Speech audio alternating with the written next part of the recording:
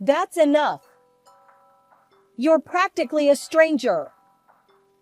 Let's throw you out into the yard. Please wait. I was grabbed by the arm and, just as she said, thrown out into the yard. The window slammed shut in front of me, and I felt the blood drain from my face in despair. No, why? This isn't right. Was my mother-in-law serious about making me live in the yard? The door was locked from the inside, and I was at a loss.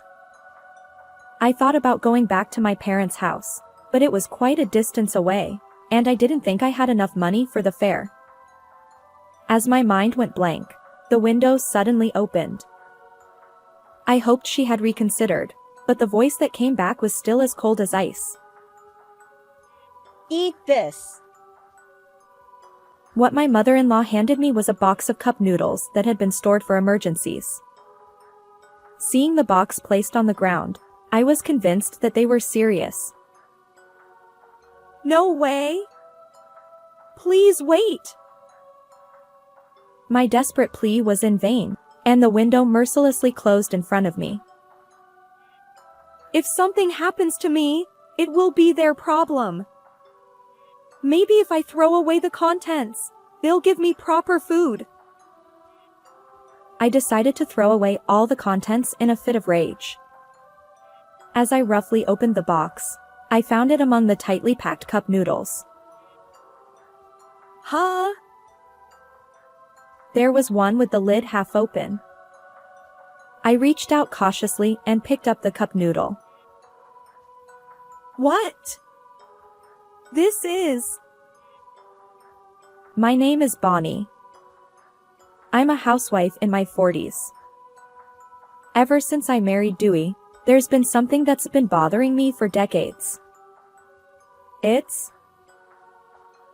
Dewey, I've always told you to put away your clothes. The clothes scattered in the living room were those Dewey had taken off after coming home from work. Dewey has a habit of changing clothes as soon as he gets home and leaving them on the floor. Even now, despite my request, he was lying on the sofa looking at his phone. Not only that, but he was also watching videos at a loud volume and laughing. Perhaps because I interrupted his relaxation time, Dewey spoke in a tone that clearly showed he found it bothersome. It's fine, isn't it? Why are you so picky? It's not bothering anyone. It's bothering me. Huh? Why are you in a bad mood? Over something like this? There aren't any hysterical old ladies these days.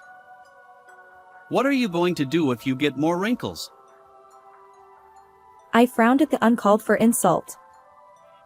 Yes, I was completely fed up with Dewey's condescending words and attitude. Moreover, that wasn't the only problem. It's really a small thing, isn't it? Just put your clothes in the laundry basket. That's why I hate nagging women.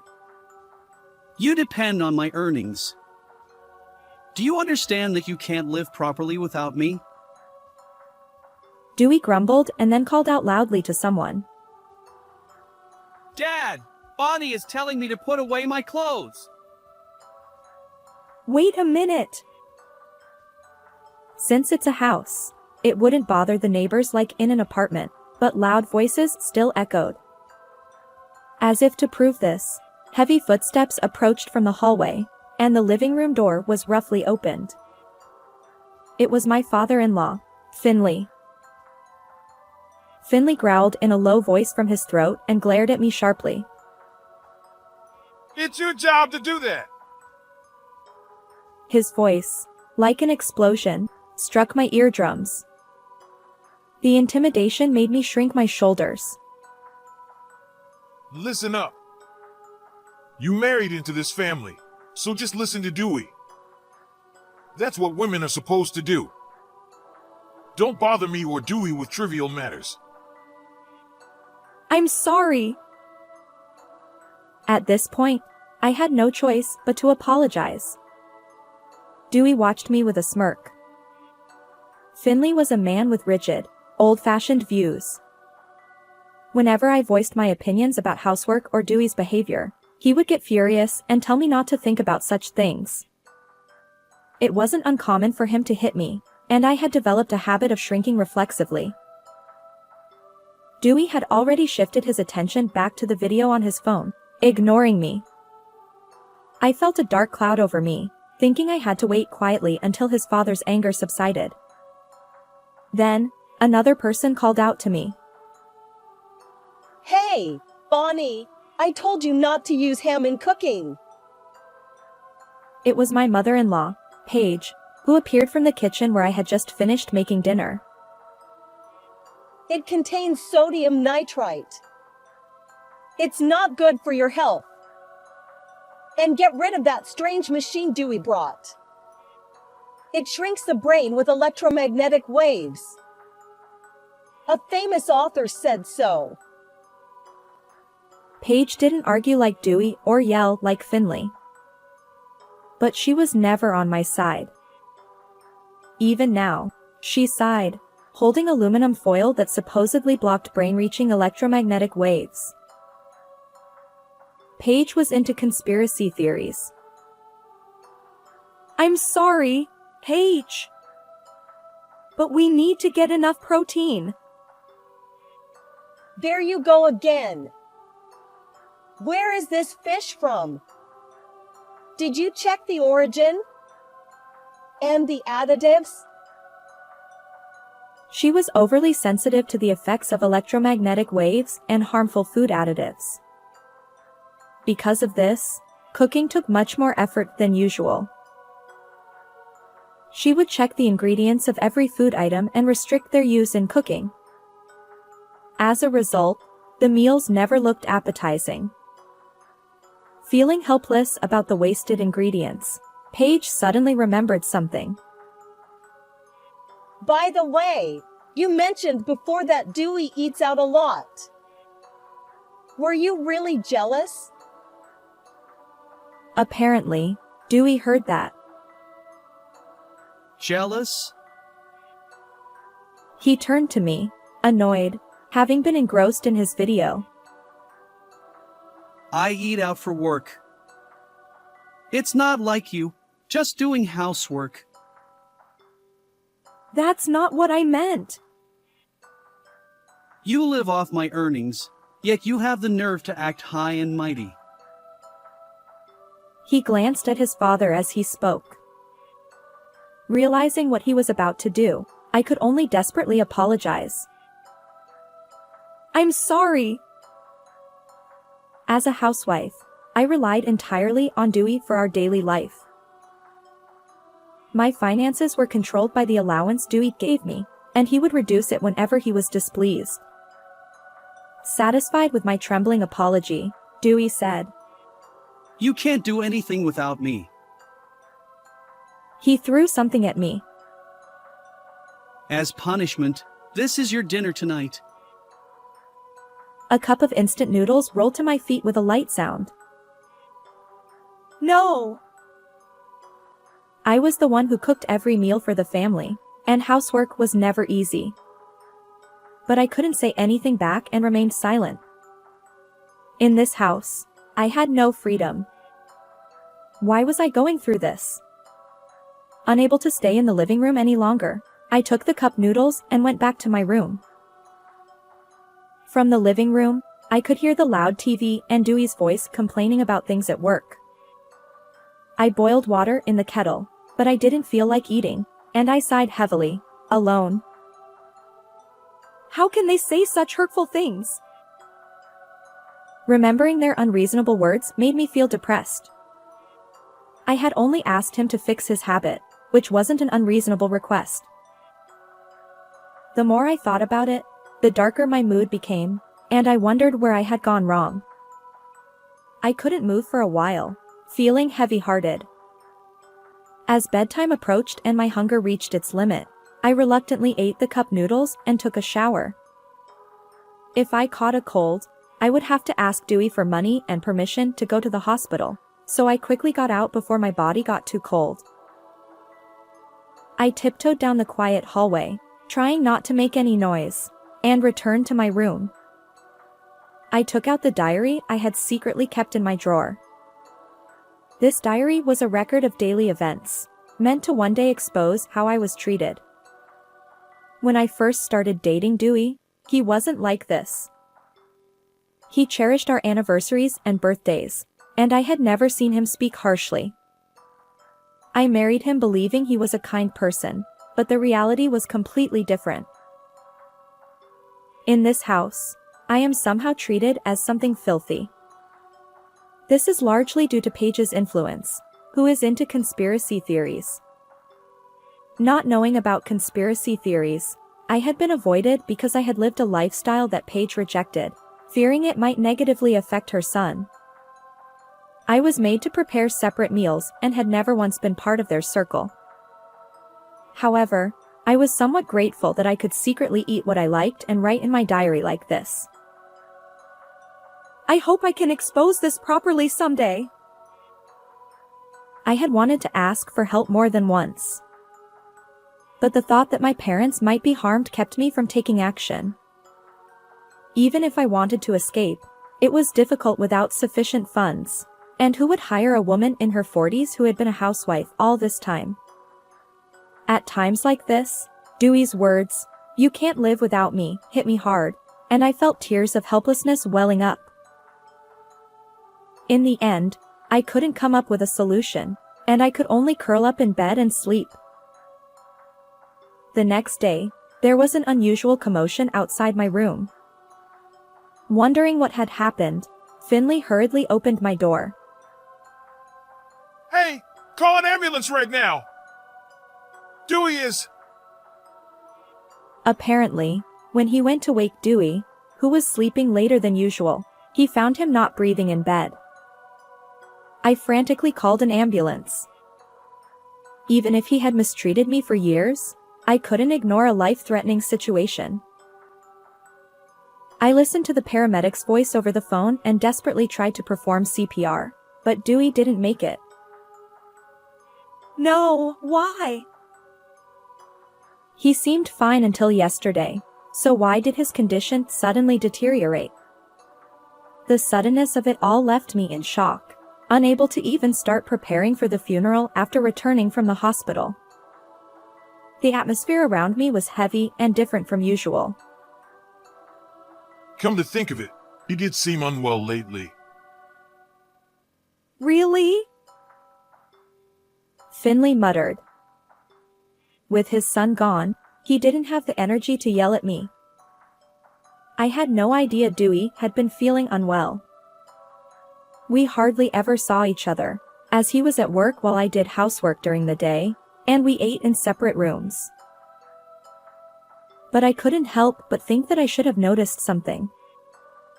No matter how deep the rift between us, Dewey's death was still a fact. Forgetting my usual demeanor, I leaned forward. Then why didn't he go to the hospital? If he was that unwell, there must have been signs. I told him not to go. I also told him to stop taking over-the-counter medicine. We never know what they might put in it, Paige said in a prim tone.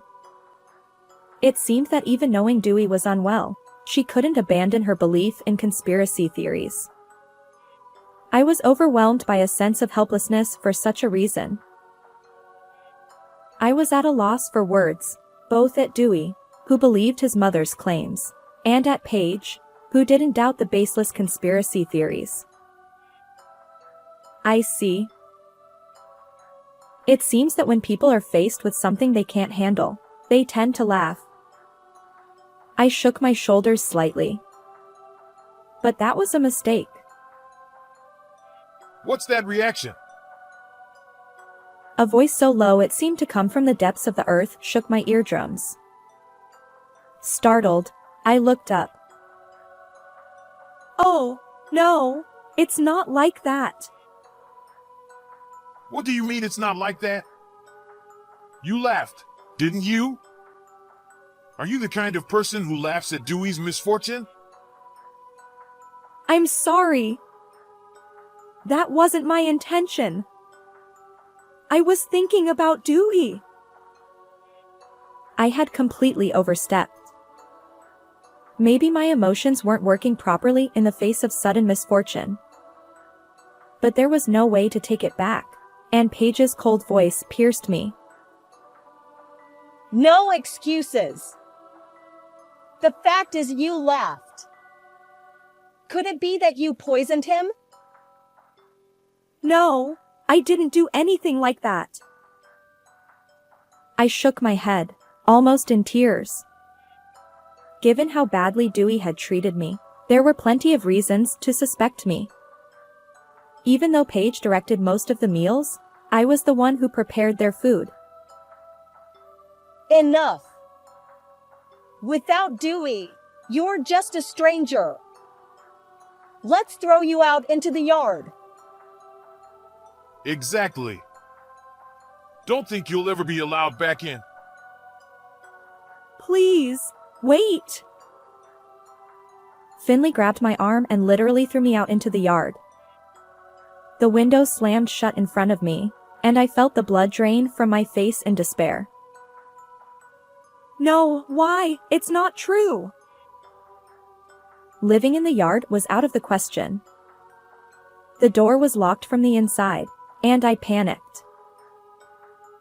I couldn't even retrieve my diary to make my accusations. The thought of returning to my parents' house crossed my mind, but it was quite a distance from here. I didn't think I had enough money for the fare. As my mind went blank, the window suddenly opened. Paige! Throwing me out into the yard would be seen by the neighbors and wouldn't be good. Hoping she had reconsidered, I called out, but her voice was still as cold as ice. Don't call me so casually. If something happens, it would be a nuisance for us. So eat this. It's full of additives, though. What she handed me was a box of emergency cup noodles. Seeing the box placed on the ground, I realized they were serious.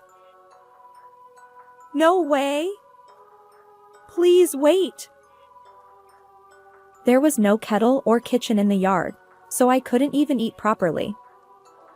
But my desperate plea was in vain, and the window closed mercilessly in front of me. I stood there in shock for a while.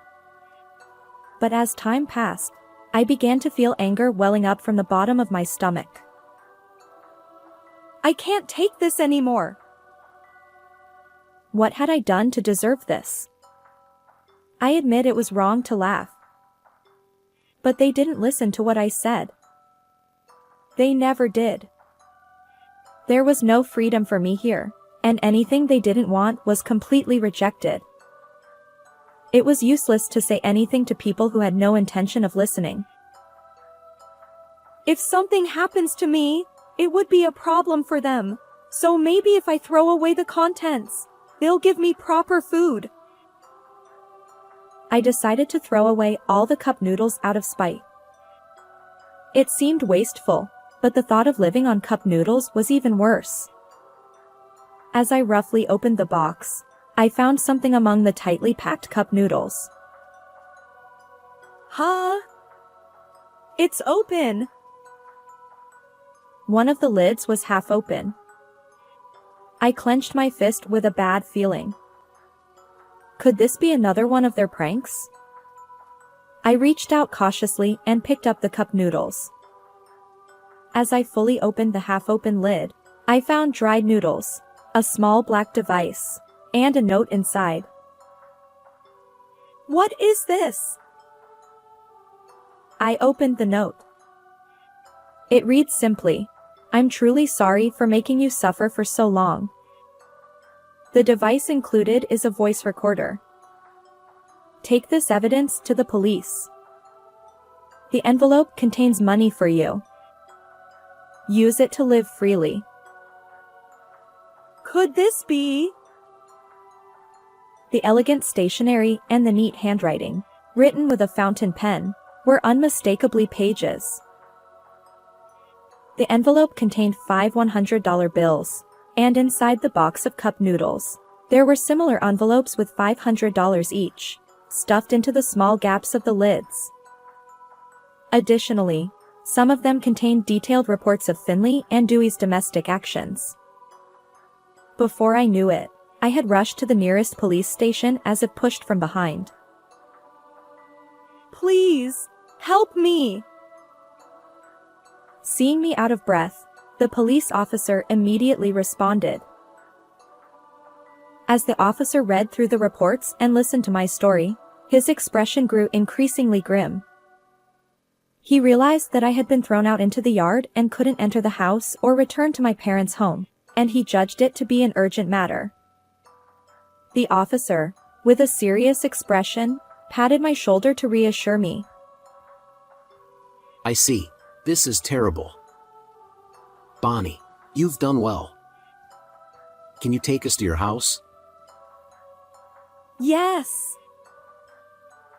Finally, a turning point had come in my days of despair. Maybe the days of being oppressed by those people would change. As I returned home with faint hope, a sudden shout echoed from the entrance. What are you doing?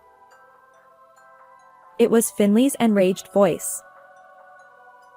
Then, a sharp sound like something being struck hard echoed, and the front door was somehow unlocked, so we hurriedly opened it. What happened? There, we found Finley, breathing heavily, and Paige, crouching on the floor, holding her red, swollen cheek.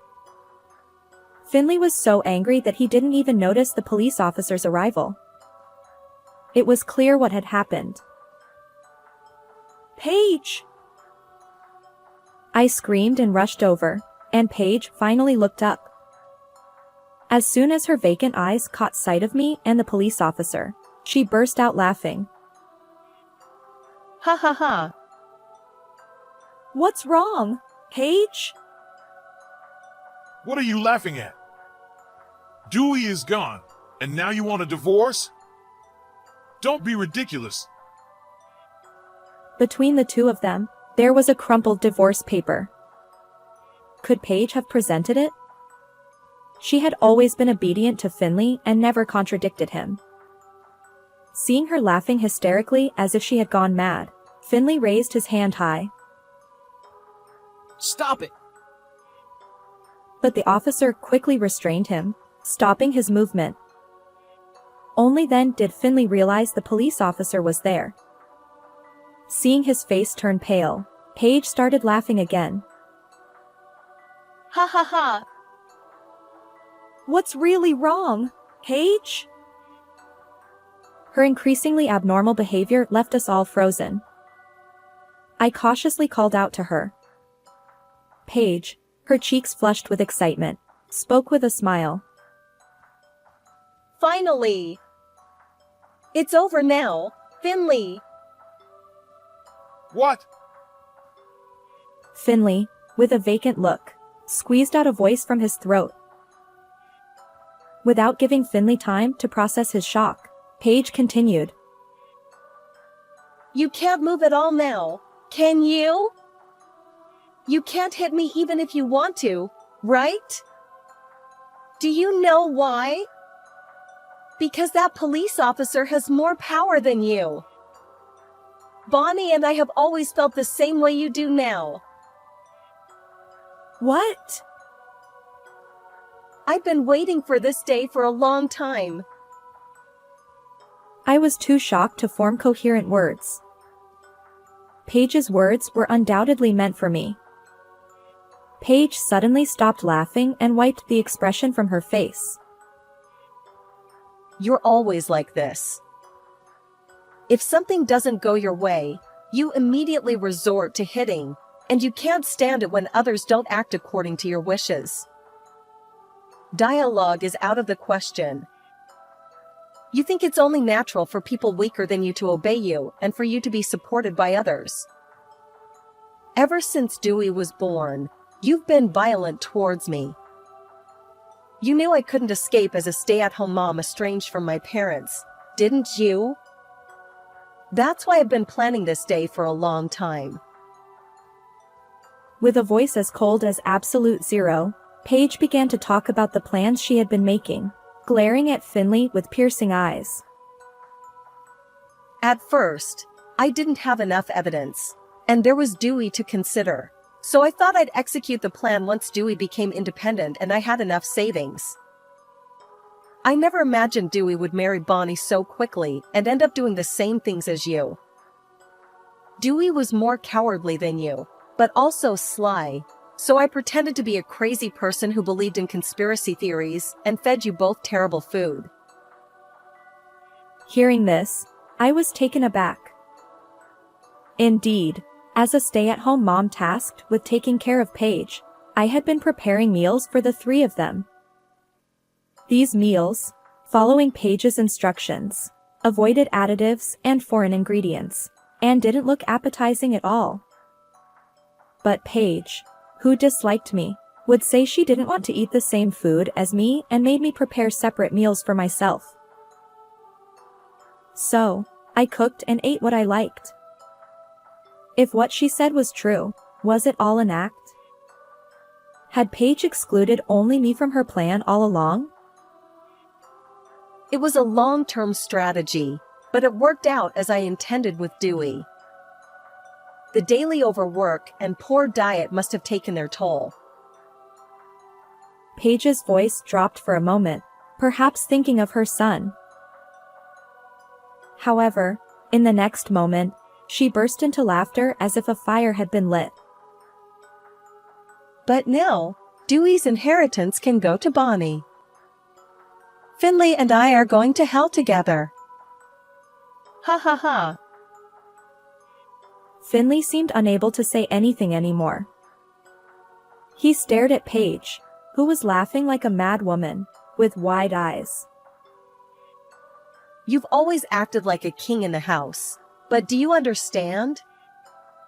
You were this powerless all along. I wasn't the only one suffering. Paige had endured and suffered for much longer than I had, and she had fought, distorting a long part of her life, to reach this day. Let's go. You both need to come to the station. We'll hear the details there. The officer said quietly. Finley no longer raised his voice in anger. He slumped as if all the energy that had driven him was gone. As he was being led away by the officer, he said in a barely audible voice, I'm sorry. But Paige responded with a voice that was a mix of crying and laughing. What good does it do to apologize now?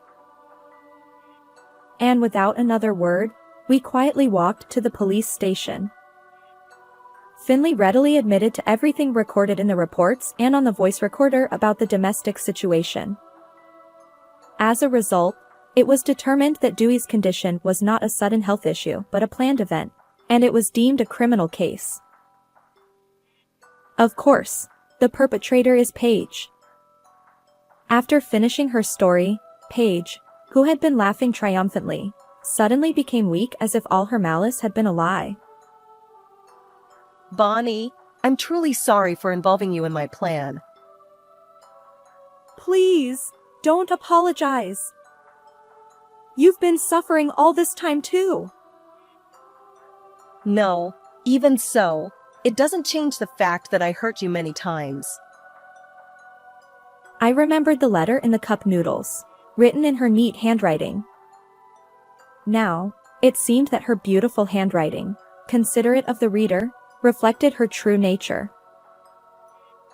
It must have been very sad to see the food you worked so hard to make thrown away for incomprehensible reasons, right? No! I shook my head. Indeed, it was painful at the time, and there were many nights when my pillow was wet with tears, but now it seemed like a trivial matter. It wasn't about forgiveness or not. I felt that we were finally free. It's okay now. It's all over. 10 years have passed since then. Today is Paige's birthday. After gathering the courage to start working, I was fortunate to find a warm workplace and live an independent life. Today, I was carrying out a plan to take Paige on a trip, secretly saving my salary. Look, Paige, the dogwood flowers are beautiful. Paige, who had been tense both physically and mentally to carry out her plan, fell ill once everything was resolved. As I pushed her wheelchair, which had become essential for her mobility, we walked under an arch of blooming dogwood flowers.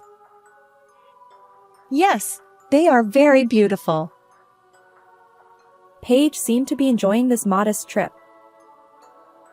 After that incident, I decided to support Paige. Now, Paige is an important member of my family. We care for each other, exchange words, and sometimes enjoy time together like this. Paige, I also have a special birthday cake ready. Let's eat it together when we get back to the hotel. Yes, I'm looking forward to it. Chatting, we slowly walked under the dogwood flowers, enjoying the nearby shops and tourist stores. Paige seemed to be enjoying herself, so I could say this trip was a great success. We have gained our freedom and do what we want as our hearts desire. Humming, happy birthday to you, I hope these days would continue forever. How was this story? Please subscribe to the channel. See you in the next video.